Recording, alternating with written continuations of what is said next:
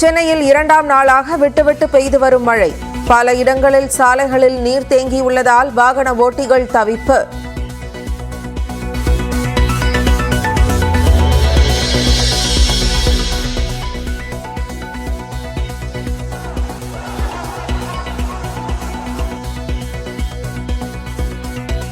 சென்னையில் மேலும் 10 நாட்களுக்கு மழை தொடர வாய்ப்பு. பெரும்பாலும் இரவில் மட்டுமே மழை பெய்யும் என வானிலை ஆய்வாளர் ஸ்ரீகாந்த் கணிப்பு.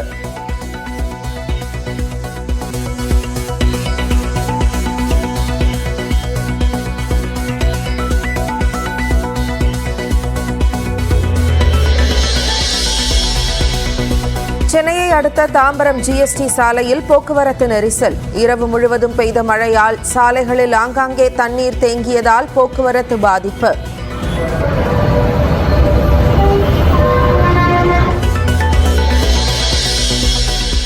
கோவை, கடலூர், புதுக்கோட்டை உள்ளிட்ட தமிழ்நாட்டின் 8 மாவட்டங்களில் இன்று கனமழைக்கு வாய்ப்பு. தஞ்சை, திருவாரூர், நாகை, மயிலாடுதுறையிலும் கனமழை பெய்யக்கூடும் என வானிலை ஆய்வு மையம் கணிப்பு.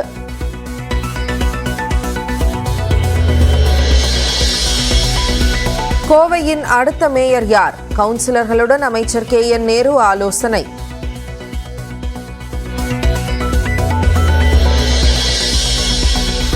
இன்று நடைபெறுகிறது திருநெல்வேலி மாநகராட்சி மேயர் தேர்தல். திமுகவின் கிட்டு என்கிற ராமகிருஷ்ணன் போட்டியின்றி தேர்வாகிறார்.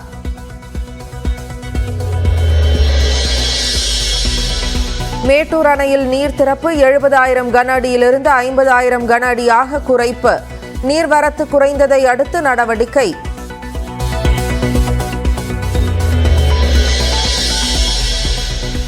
பாரிஸ் ஒலிம்பிக்கில் இந்திய ஹாக்கி வீரர் அமித் ரோஹிதாஸ் ஒரு போட்டியில் விளையாட தடை. நேற்றைய போட்டியில் பிரிட்டன் வீரரை தள்ளிவிட்ட புகாரில் நடவடிக்கை.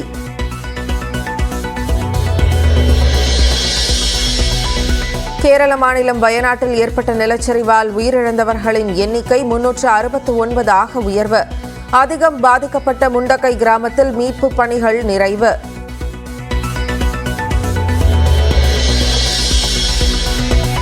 நாட்டின் 77வது சுதந்திர தினத்தை ஒட்டி சென்னை காமராஜர் சாலையில் அணிவகுப்பு ஒத்திகை. இசைக்கு ஏற்ப மிடுக்காக அணிவகுத்து சென்ற வீரர்கள்.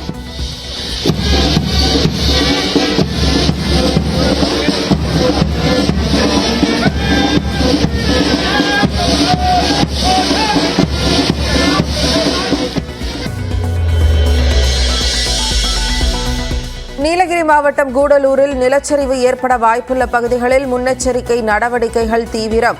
கோக்கால் பகுதியில் 15 வீடுகளில் விரிசல் விழுந்துள்ளதால் பொதுமக்கள் நடமாட தடை விதிக்கப்படுவதாக பேனர்.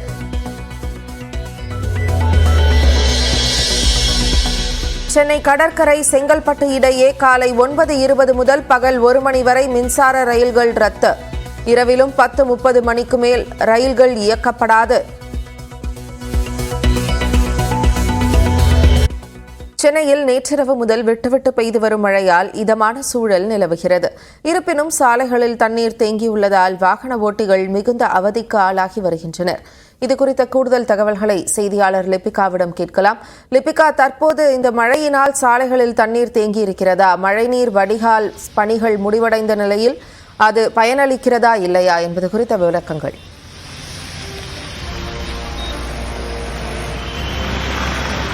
நிச்சயமாக சென்னையில் நேற்று நள்ளிரவு முதலே பல்வேறு இடங்களில் கனமழை வரை பெய்து வருகிறது. தொடர்ச்சியாக நகரின் பல்வேறு பகுதிகளில் பெய்து வரும் மழையின் காரணமாக எழும்பூர், தியாகராய நகர், கோடம்பாக்கம், அதே போன்று KK நகர் உள்ளிட்ட பல்வேறு பகுதிகளில் சாலைகளில் மழை நீரானது தேங்கி இருக்கின்றது. இதனால் இருசக்கர வாகன ஓட்டிகள், பாதசாரிகள் மிகவும் சிரமத்திற்குள்ளாகி வருகிறார்கள். தற்போது சென்னை எழும்பூர் கெங்குரெட்டி சாலையில் தேங்கியிருக்கக்கூடிய மழை நீரை நமது ஒளிப்பதிவாளர் சேகர் தற்போது நேரலில் காண்பித்து வருகிறார். தொடர்ச்சியாக இதன் காரணமாக இருசக்கர வாகன ஓட்டிகள் மிகவும் சிரமத்திற்குள்ளாகக்கூடிய ஒரு நிலைதான் இருந்து வருகிறது. நேற்று நள்ளிரவு முதலே சென்னையின் புறநகர் பகுதிகள் மட்டுமின்றி பல்வேறு பகுதிகளில் தொடர்ந்து பெய்து வரும் மழையின் காரணமாக தற்போது இந்த மழை நீரானது பல்வேறு இடங்களில் தேங்கி இருக்கின்றது.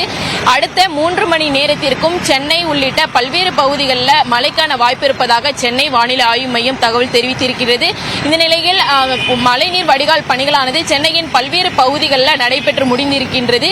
இருப்பினும் இருப்பினும் இன்னும் இது போன்று எழும்பூர், தியாகராய நகர் உள்ளிட்ட பல்வேறு இடங்கள்ல மழைநீரானது தேங்கி வருகிறது. இதனால் வாகன ஓட்டிகள் மிகவும் சிரமத்திற்குள்ளாகக்கூடிய ஒரு நிலைதான் இருந்து வருகிறது. அதிகபட்சமாக நேற்றிலிருந்து பெய்து வரும் மழையின் காரணமாக சோழிங்கநல்லூர் பகுதியில் 11.9 சென்டிமீட்டர் மழையானது பதிவாகியிருக்கின்றது. அதே போன்று கோடம்பாக்கத்தில் 5 சென்டிமீட்டர் மழையானது பதிவாகியிருக்கின்றது.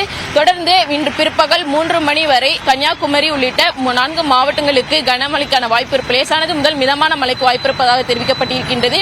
ஏற்கனவே இன்றைய தினம் 8 மாவட்டங்களுக்கு, டெல்டா மாவட்டங்கள் உட்பட நீலகிரி மற்றும் கோயம்புத்தூர் உள்ளிட்ட மேற்கு தொடர்ச்சி மலை மாவட்டங்களுக்கு இன்றைய தினம் கனமழைக்கான எச்சரிக்கை விடுக்கப்பட்டிருந்த நிலையில் சென்னையை பொறுத்தவரை 48 மணி நேரத்திற்கு மழைக்கான வாய்ப்பு இருப்பதாகவும் தெரிவிக்கப்பட்டிருந்தது. இந்த நிலையில் தற்போது இன்று பிற்பகல் 1 மணி வரை சென்னையை பொறுத்தவரை மழைக்கான வாய்ப்பு இருப்பதாகவும் தெரிவிக்கப்பட்டிருக்கின்றது. அதேபோன்று திருவள்ளூர், காஞ்சிபுரம், செங்கல்பட்டு உள்ளிட்ட 4 மாவட்டங்களுக்கும் லேசானது முதல் மிதமான மழைக்கு அடுத்த 3 மணி நேரத்திற்கு வாய்ப்பு இருப்பதாக தெரிவிக்கப்பட்டிருக்கின்றது. நேற்றிலிருந்து பெய்து வரும் மழையின் காரணமாக நகரின் பல்வேறு பகுதிகளில் மழைநீரானது சாலையில் தேங்கியிருக்கிறது. இதனால் வாகன ஓட்டிகள் மிகவும் சிரமத்திற்குள்ளாகியிருக்கிறார்கள். மிக விரிவான தகவல்களை பதிவு செய்ததற்கு நன்றி லிபிகா.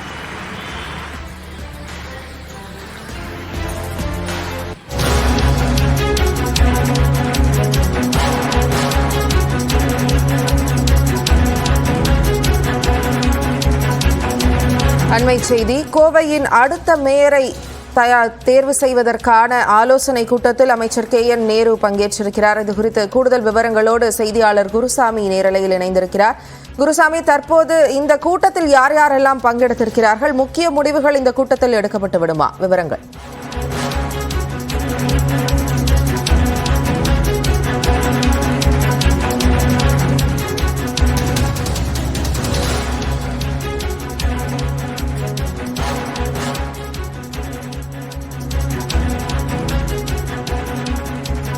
கோவை மாநகராட்சியின் அடுத்த மேயர் யார் என்பது கேள்வியாக இருக்கிறது. அதற்கான தேர்வை செய்யும் ஆலோசனை கூட்டத்தில் அமைச்சர் KN நேரு பங்கேற்றிருக்கிறார். இது குறித்த கூடுதல் விவரங்களோடு செய்தியாளர் குருசாமி நம்மோடு இணைப்பில் இருக்கிறார். குருசாமி, இது குறித்த கூடுதல் தகவல்கள்.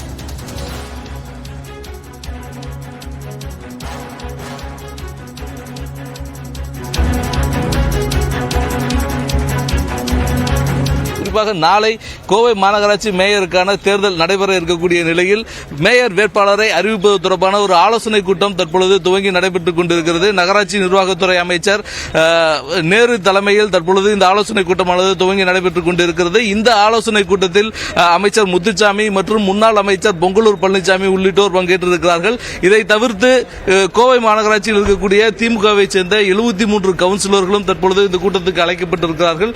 தற்பொழுது காலப்பட்டி பகுதியில் இருக்கக்கூடிய சுகுணா அரங்கத்தில் இந்த கூட்டமானது துவங்கி நடைபெற்றுக் கொண்டிருக்கிறது. கவுன்சிலர்கள் மற்றும் கட்சியினரது முக்கிய நிர்வாகிகளுடன் இந்த ஆலோசனை கூட்டமானது தற்பொழுது நடைபெற்றுக் கொண்டிருக்கிறது.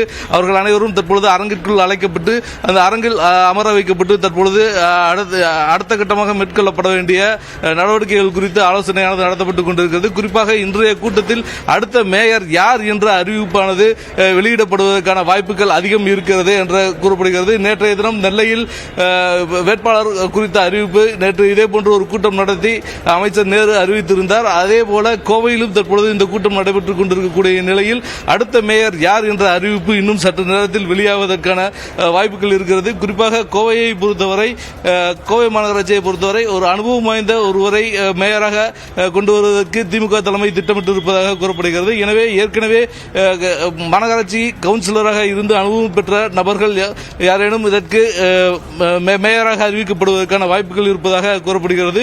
குறிப்பாக ஏற்கனவே கோவை மாநகராட்சியில் கவுன்சிலராக இருந்து அனுபவம் பெற்றிருக்கக்கூடிய கவுன்சிலர்களான மீனா லோகு, லட்சுமி இளஞ்செல்வி, தெய்வானை போன்ற மண்டல தலைவர்கள் இந்த பட்டியலில் இருக்கிறார்கள். இதை தவிர்த்து